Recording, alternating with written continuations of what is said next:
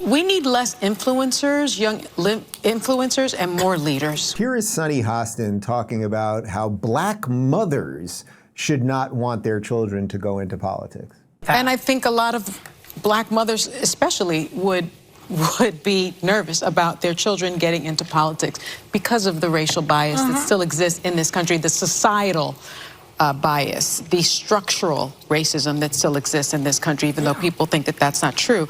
But, you know, we need less influencers, young influencers, and more leaders. We do. We need fresh blood.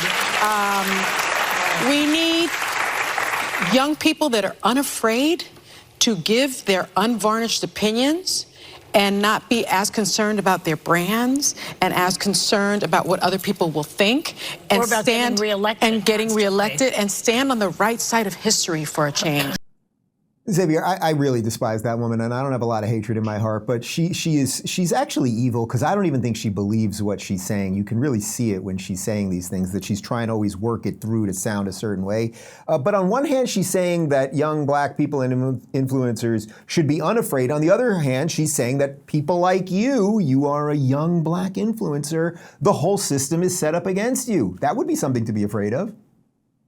You know, people like Sunny just can't pick a struggle. And it's really interesting to just watch that all play out when she's just constantly contradicting herself. But, you know, I really want to tap into this premise of, oh, we don't need influencers, we need leaders. Well, a lot of influencers, like all of us, technically, we are all considered influencers. We are leading, we are influencing, we are putting our thoughts out there. We are trying to make change in culture. So having us being downplayed it's crazy to me that you want to sit here and act like just being an influencer means that everybody's afraid of, you know, having their brand affected. But it's people like Sunny who constantly tries to affect people's brands. The second you say something that isn't catering to the woke crowd, or when someone like me doesn't subscribe to this narrative that I'm supposed to feel oppressed, then all of a sudden they want to take away my platform because they don't want me to lead anymore.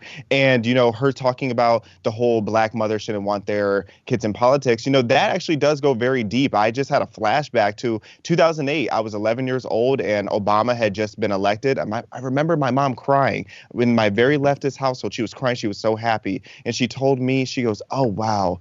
It is just a shame that this man is going to get assassinated because our country is so racist." And she looked at me and she said, "Son, you can be anything you want to be in this world. Just please do not try to be president, because they will kill you because you are a black man."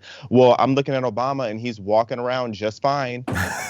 Not only that, but I'm pretty sure he's still the president right now. It's just that he's got this bag of bones, you know, with the you know, the thing at the desk. Hey. Don't click away just yet, because today's video is brought to you by our friends at 1775 Coffee. Guys, instead of waking up tomorrow morning and drinking your mold-infested, big corporation-owned, woke ideology coffee that's probably making you sick from the pesticides it's sprayed with, try Rumble 1775 Coffee. Support freedom of speech and build a parallel economy that actually values you.